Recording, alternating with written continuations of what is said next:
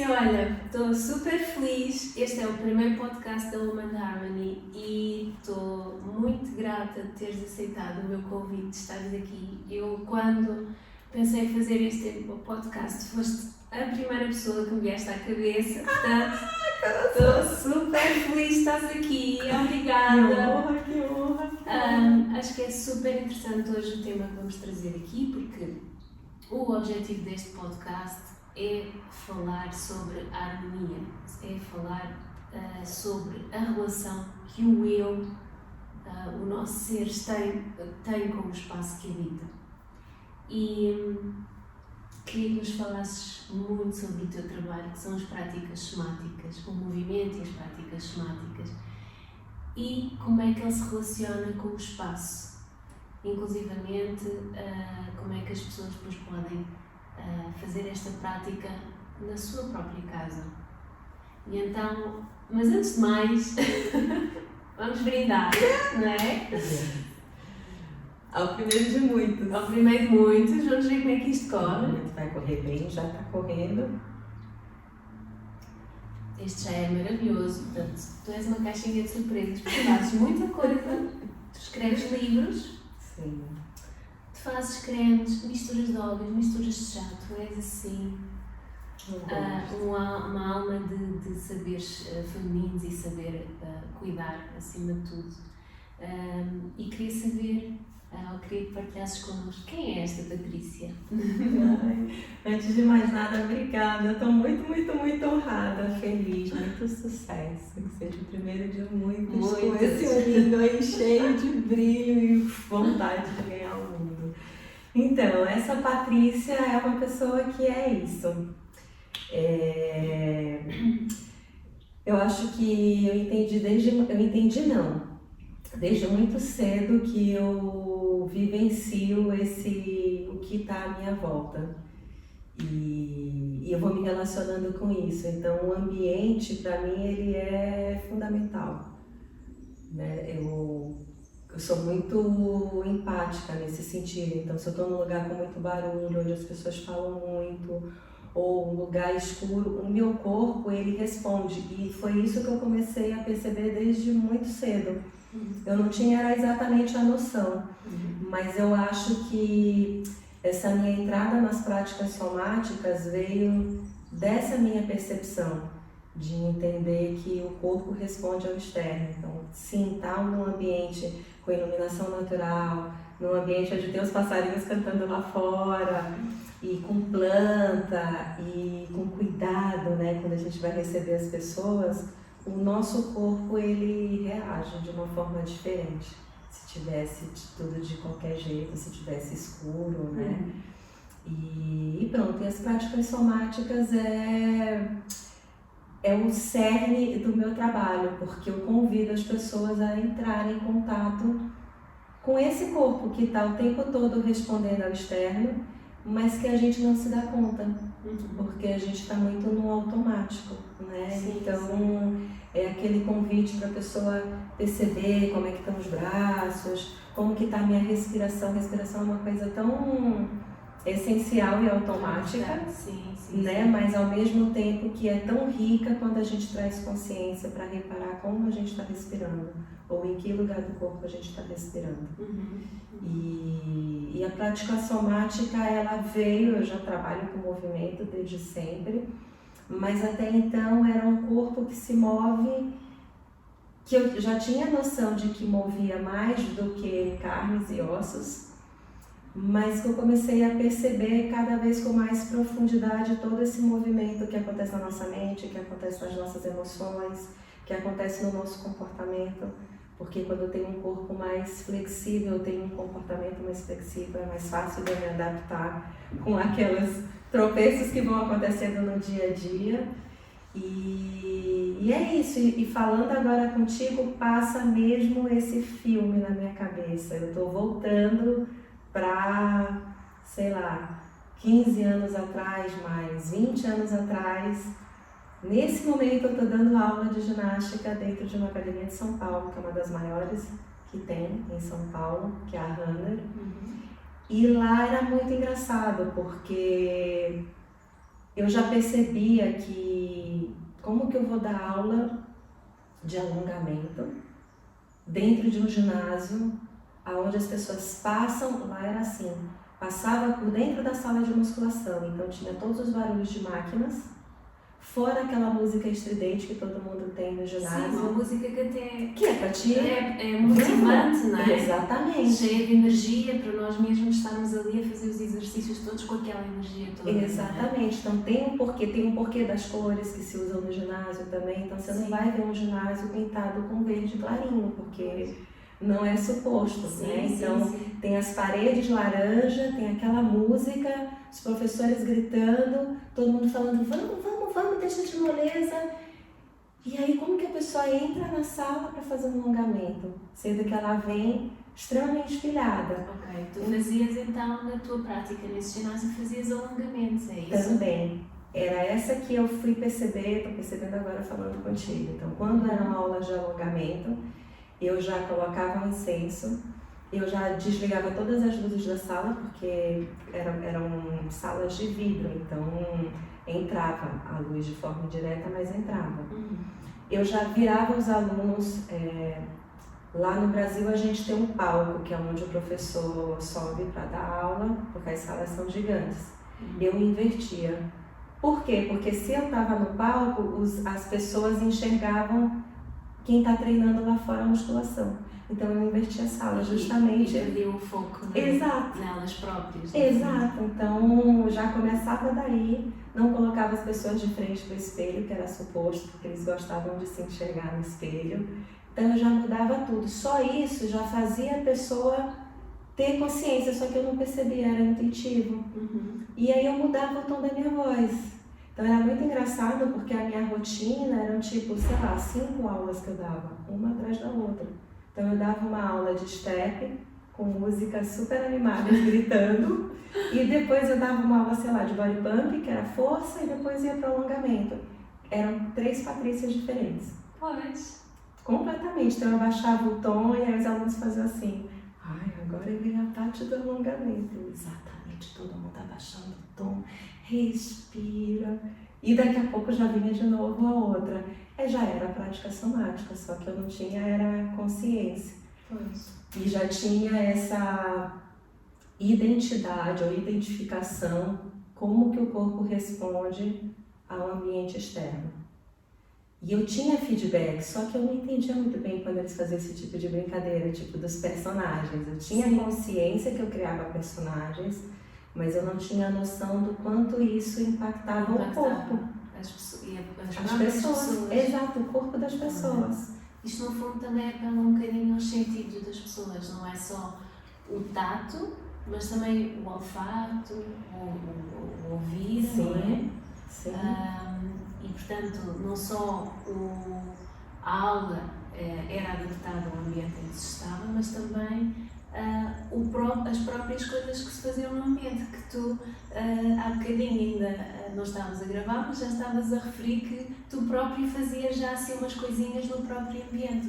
O que é que tu ponhas assim diferente que nós normalmente não encontramos num ginásio e tu fazias diferente nas tuas aulas? Por exemplo, incenso eu usava, eu tinha uma questão também com a toalha molhada, também era uma coisa. Então quando as aulas eram muito ou de step ou de body pump, que eram aulas mais... Eu adoro body pump. Pois eu dei anos aulas de body pump.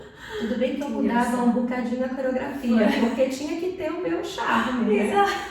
Eu não ia dar uma aula que outra pessoa tinha inventado. Como assim?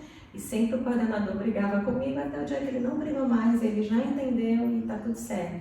Mas mesmo no body pump, a gente tinha a história da bandana. Então só se fazia aula de body pump com a parte na hora que tinha bandana. Então tinha bandana, tinha toalha, que eu brincava, eu falei, a toalha tá molhada de suor, passa aqui. Então já tinham pontos muito característicos. Se o alongamento tinha incenso, o body pump tinha bandana. O jump tinha, não vou lembrar o que eu tinha no jump, mas eu também, eu tinha as munhequeiras. Era uma forma de... Por quê? Porque a munhequeira também enxugava o suor, eu já colocava na coreografia. No momento que a pessoa está bebendo água, eu já enfiava uma coreografia, já fazia uma brincadeira. Então era simbólico. aquilo marcava. Então, sempre que a pessoa via aquele objeto, aquilo já era um gatilho para ela e o corpo dela lembrava de coisas que ela tinha vivenciado. Que giro. Mas isso era tudo muito intuitivo em ti, não é? Era. Quando é que tu começaste a perceber que isso estava associado à temática das práticas somáticas e começaste então a desenvolver, até mesmo a nível de conhecimentos, esse tema para depois também aplicares cada vez mais na tua vida? Esse estudo mesmo científico foi aqui em Portugal, Margarida. Eu olhando para trás, eu não consigo identificar esse meu adentrar nesse universo. O sensorial, ele veio acontecendo. Eu tive aí um pouquinho antes de vir para Portugal, há 10 anos atrás mais ou menos, quando eu descobri que eu tirava o tênis e que eu colocava o meu pé no chão e que aquilo me dava informações, né, muito grandes para o trabalho de força. Já foi assim, uau, treinar com o pé descalço é diferente. Por que é diferente? Tem alguma coisa aqui, era sensorial. Mas aquilo abriu uma luzinha, se acendeu uma luz. E eu percebia que o corpo se organizava de forma diferente, de acordo com a sensação que eu tinha do pé no chão. Se o chão está frio, se o chão está quente, como que eu piso o chão, como é que eu não piso. Mas na pandemia, santa pandemia, que me desculpe, né, que muitos assim, isso pode aparecer, mas para mim eu falo que foi... Sim, mas também a percepção. É verdade que há muitas pessoas despertaram da pandemia, sim, não é? Porque tiveram a oportunidade de parar um pouco e de fazerem aqui uma autoavaliação no caminho delas. Exato. Sim, a pandemia foi má, sem dúvida. Não vamos querer repetir, não é? Mas foi também um abro-olhos para muitas pessoas. Sim. No meu caso foi mesmo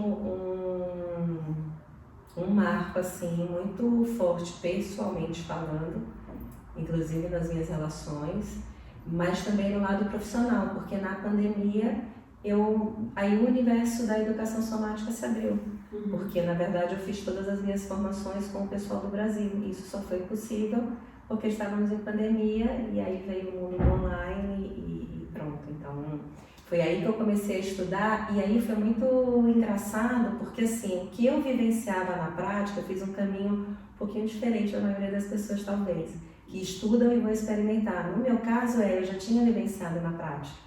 Então quando eu comecei a ler meus livros, foi uma validação para o que eu sentia e não sabia o que era. Eu consegui nomear aquilo que eu estava fazendo. E aí, dentro disso, eu comecei a costurar mais ainda, porque a experimentação ela continuou vindo paralelo, né? Mas esse estudo mesmo, e esse entendimento, e esse laboratório foi mesmo a partir da pandemia que eu comecei a fazer. Ou seja, a gente está falando de 4 anos, não é muito tempo, só que eu acho que o mergulho e a segurança que eu tenho para fazer as pessoas ou para convidar as pessoas a mergulharem é porque eu estou falando de um corpo que já vivenciava isso, só não tinha era nomeado. Sim.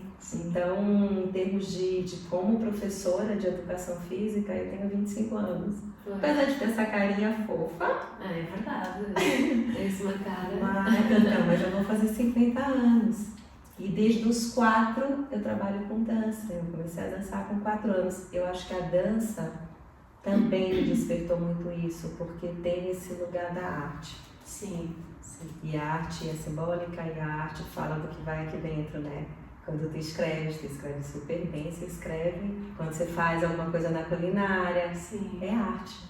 É prática somática também. Você tá ali, você só precisa nomear aquilo que está acontecendo. É criatividade, não é? Criatividade. A nossa capacidade criativa que todos temos e às vezes só precisamos de despertar. Sim. Porque ela está lá. Exato. Eu queria dizer uma coisa. Tu dás aulas online, como é que as pessoas podem praticar o movimento em casa, no seu espaço? Como é que elas podem fazê-lo? Ou seja, até que ponto é que as pessoas precisam de estar num espaço equipado, como um ginásio, ou se podem simplesmente no seu espaço em casa, seja na sala, no quarto, como é que as pessoas podem praticar? Fala um bocadinho sobre isso também. Isso também eu acho que foi uma grande bênção da pandemia. Né? Essa descoberta de que sim, você pode treinar um corpo, inclusive falando de força e de flexibilidade dentro da sua casa. Como eu já falei, eu tenho uma Patrícia antes da pandemia, que era a Patrícia que tocava muitas pessoas, mas esse toque era um toque muito corretivo. Então eu ia tocar para ajeitar o que, na minha opinião, estava errado na pessoa. Veio a pandemia e eu perdi o toque.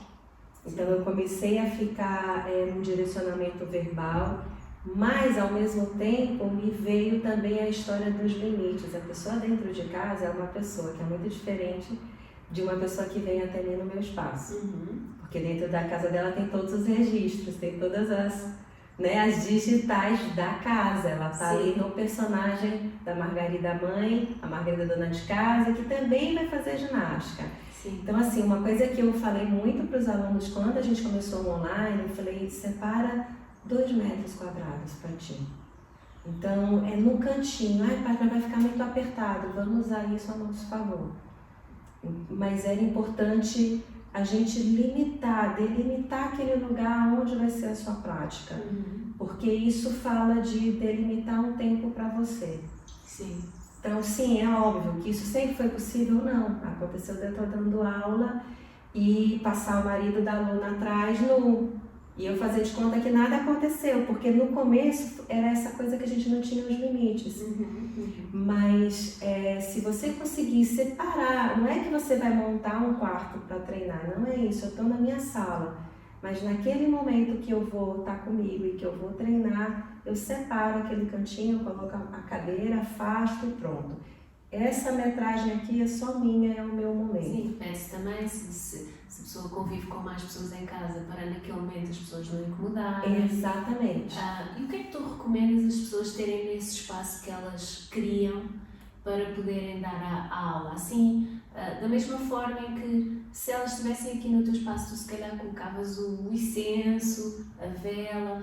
Recomendas que as pessoas tenham essa preparação para a tua aula também? Sim, é uma coisa que eu sempre falo, eu preciso de chão e eu preciso de parede. Esse é o mínimo, porque a parede, ela fala de várias coisas, inclusive o nosso limite. Então, ok, tem o chão, tem o parede, coisas que sejam simbólicas para a pessoa. Então ela pode não querer ter incenso na hora do treino, mas sei lá, uma planta que ela monte, porque isso também faz parte, o cuidado, como você fala do seu autocuidado. Eu falo que é mimo, um miminho, né? É um mimo, sim. É um mimo, Sim. isso o corpo já está acontecendo no treino. Eu, como educadora física, eu achava que treinar era resultado. Então a aula só começava quando eu amarrava minha bandana e a música apertou o play e já estava lá. Hoje eu vejo que a aula começava quando eu ia atender a pessoa na porta.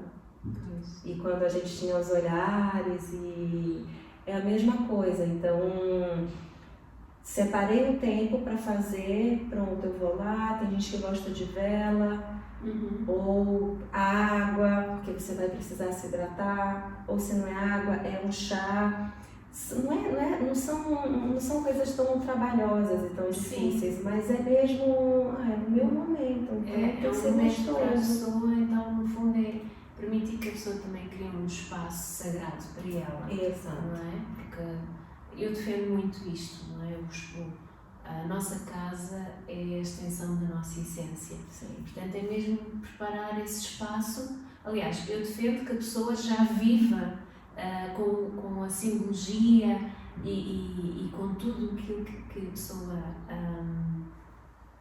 gosta e que acredita no seu espaço.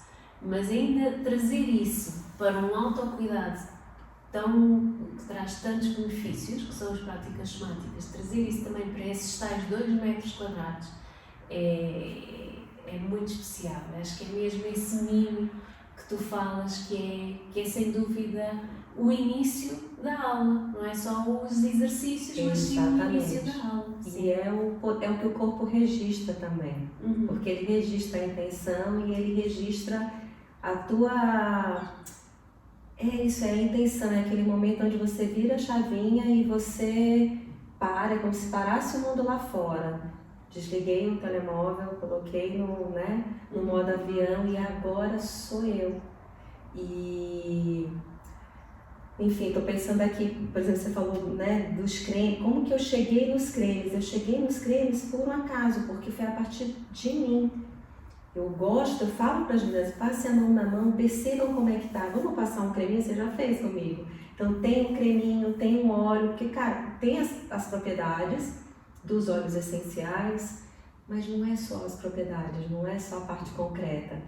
É o cuidado, é essa intenção de se autocuidar. Por que não? Por que eu não posso passar um creme, a forma como você passa o creme?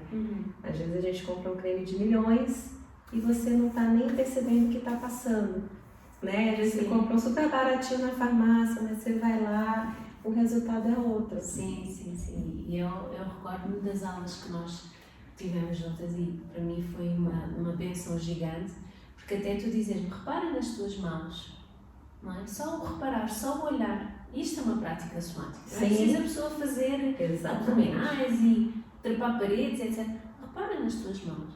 E uma coisa que, e eu posso falar disto abertamente, portanto, o tema que eu te trouxe na altura era uma questão física que eu tinha no útero, e tu, através da prática somática, chegaste ao meu amor próprio. E isso para mim foi essencial para eu despertar uma caminhada, uma jornada no resgate do meu amor próprio. Portanto, foi mesmo o que a prática somática me trouxe e contigo foi mesmo... Estou toda arrepiada. É verdade, não estou a dizer isto, mas é verdade, foi um marco para eu resgatar a Margarida que eu esqueci há muitos anos. Portanto, a partir daí foi tudo uma caminhada bem mais positiva de crescimento. E eu penso que até já tinha referido isto, que incrível, porque houve um exercício que tu me mandaste fazer que foi a coisa mais simples do mundo, que foi pôr, portanto, em pé, pôr os dois pés no chão bem enraizados e depois fletir ligeiramente os joelhos. E conforme eu faço isto, vêm umas lágrimas todas, começo a chorar. Portanto,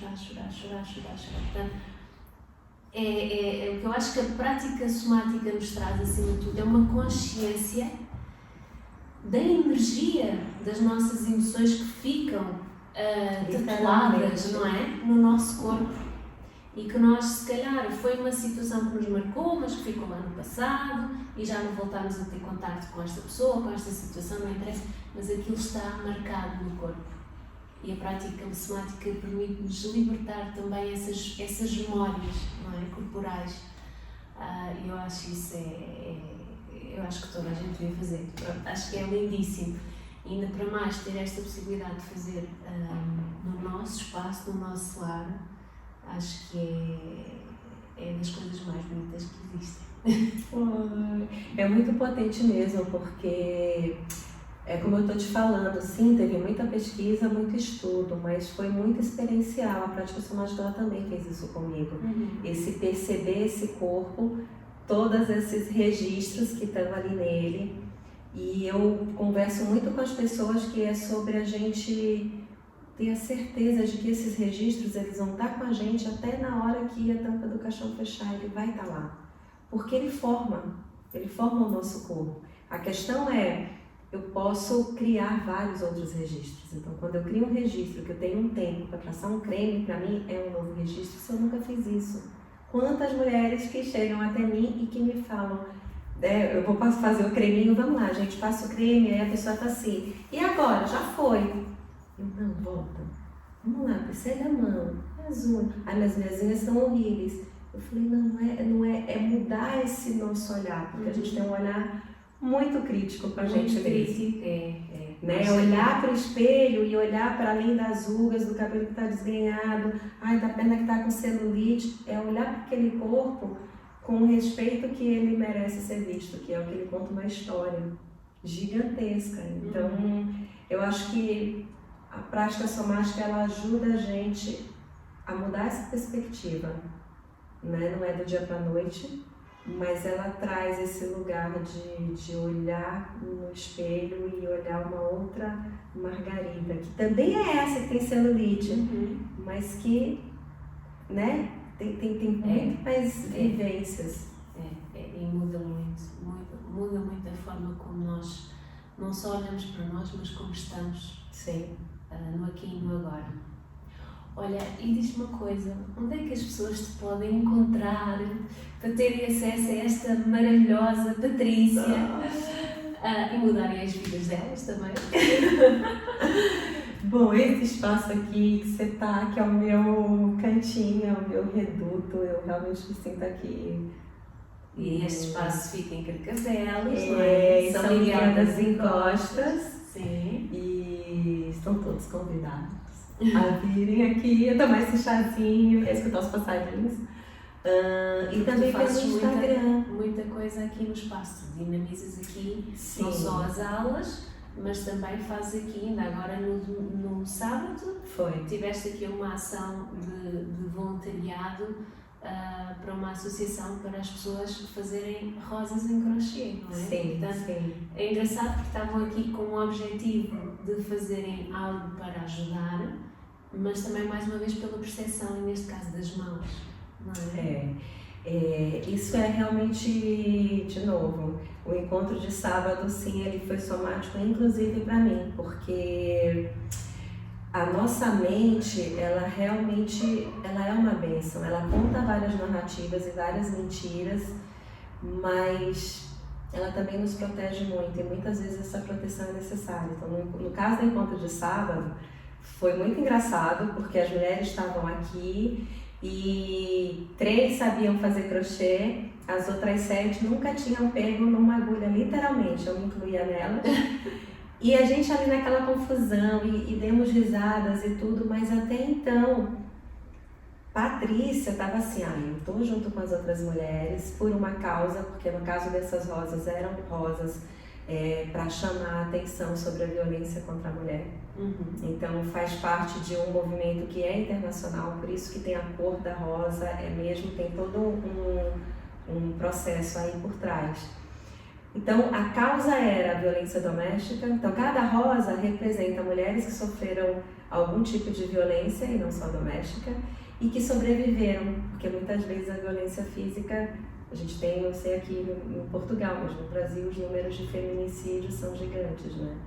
Então, tinha essa causa. Então, eu gostei porque estava com outras mulheres, a proposta do espaço é esse também, trazer mulheres, empoderar mulheres, e o empoderamento que eu falo não é o de levantar a bandeira do poder, sim, mas é esse empoderamento da cooperação. Tu tens o teu saber, eu tenho o meu, e juntas a gente faz um trabalho muito mais rico, porque são perspectivas diferentes, então tinha isso. Mas só no final do dia, depois que eu fui embora, que eu fiz os stories, me acompanho nas redes também, que eu me toquei, eu falei, pera lá, a rosa que eu fiz sou eu, porque eu também sou essa mulher. Eu já até tinha falado para as meninas, mas no sentido de quem nunca, né? Se não foi na gente, foi uma mãe, foi uma avó, foi uma tia, então todas têm aquilo lá. Sim. Mas naquele momento eu me dei conta, o meu corpo deixou eu perceber que, cara, você sim foi vítima de violência física. E eu falei, e aí a sensação do corpo, como que o corpo ele... Então aquele registro de violência que eu sofri há uns anos atrás, eu entrei em contato com ele, mas não ficava mergulhada na dor. Foi ok, tenho consciência, mas eu estou fazendo um trabalho e estou construindo uma outra memória. Super positiva que era de estar costurando com outras mulheres. Então, para mim foi assim, uau, como é que eu não tinha percebido que falava de mim o encontro desde o começo? Não tinha, por conta disso, né? Por conta dessas nossas proteções. Então é isso, tem o Instagram. Tens o Instagram, qual é? patricialeite.terapeuta. acho que é esse, mas a Margarida vai colocar porque tem alguns detalhes assim que eu não sei. Mas eu acho que é isso. Eu acho que tu já mudaste para educadora. Então, mas acho que o nome ficou terapeuta. É? Tá bem. Mas Enfim. eu vou pôr lá. Mas é isso. Ok. Olha, e queria terminar aqui este podcast com uma recomendação de um livro, ou seja, para as pessoas também começarem a ter mais contacto com as práticas somáticas ou só pelo autocuidado, não é? As pessoas começarem a perceber um bocadinho mais também o que é este mundo e estarem integradas. Gostaria que pudesses recomendar aqui um livro como te identificasses. Esse livro aqui para mim é um livro muito especial, chama Saber Cuidar. Olha o nome, Saber Cuidar, Leonardo Boff. Ele não fala de práticas somáticas, mas ele traz essa consciência do cuidado. Eu só posso ter um autocuidado quando eu entendo que eu não sou separada de todo o resto. Então, quando eu cuido de uma planta, em alguma instância eu estou me cuidando também. Então, ele traz muito essa coisa do... para a gente ser capaz de nos autocuidar, a gente tem que estar conectado à natureza, a gente tem que entender que precisa ter respeito com o animal, precisa ter respeito com a planta. É sobre cada um assumir o seu lugar na terra, né? Cada um nasceu para alguma coisa, né? Cada um tem aquele lugar que é seu, que é da pessoa. E ele fala muito disso, né? Ele traz muito questiona, né, sobre como que eu posso querer ter uma sociedade sustentável se eu não percebo que as pessoas precisam ocupar os seus lugares, dar importância, né? Essa questão de, não é um diretor de uma empresa mais importante, não, ele tem a mesma importância que aquele cara que está dormindo na rua. Eles se conversam de alguma forma. Sim. Então ele traz essa consciência, ele inspira a gente a se reconectar com esses valores e com essa consciência do interplanetário, essa rede, essa teia, que eu falo tanto, né? E quando a Margarida me falou de um livro, eu fui lá na estante, tem vários livros de educação somática que eu poderia ter escolhido, mas eu acho que é sobre isso. A prática somática, o fundamento é entrar em contato com quem eu sou, respeitando o meu lugar, e eu respeito o teu. Eu só posso respeitar o teu se eu sei qual é o lugar que eu ocupo, né? Sim. E pronto, a leitura dele é muito gostosa, é tranquila. Ele traz alguns temas que questionam, né? Então estava marcado aqui a ditadura do modo de ser trabalho. Ele também questiona isso, né? Quem é a Margarida? A Margarida não é a pessoa que faz um podcast, que tem, né, a não, a Margarida é a Margarida, que gosta de cozinhar. Nós temos muita mania de quando nos estamos a apresentar, olá, eu sou Margarida, sou engenheira civil, designer de interiores, consultora de Feng Shui. Não é isto. É isso. Não é isto, eu sou mulher, assim é que deve ser, eu sou mulher, sou criativa, sou mãe, sou filha, sou selvagem, sou intuitiva, isto é que é o ser. Exato. E é muito importante esse capítulo, porque realmente, eu falo por mim, eu até há bem pouco tempo era o que eu dizia, então mas quem é Margarida? E eu ia buscar as minhas profissões todas e não é isso. Porque é o que a sociedade nos referencia. Né? Tanto que quantas mulheres que não trabalham e se sentem inferiores por conta disso, porque elas não têm um título. Não têm um título. Né? E na verdade são mulheres super criativas, são mulheres que não é só o cuidar do filho, mas que pronto, elas estão cumprindo ali o que elas sentem de cumprir. Mas parece que isso, né, não é valorizado. Parece não é valorizado. Acho que a gente ainda tem uma longa caminhada.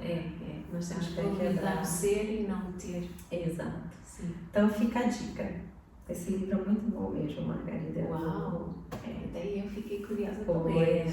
Pois, Leonardo Boff. Vira e volta eu releio quando eu esqueço algumas coisas. Posso te emprestar para depois. Obrigada. Patrícia, muito obrigada mais uma vez. Foi um prazer ter-te aqui. E pronto. Estou muito feliz mesmo. Que seja o primeiro de muitos e que... Uma experiência, vamos ver como é que vai correr. Exato. Sem expectativas. Pronto.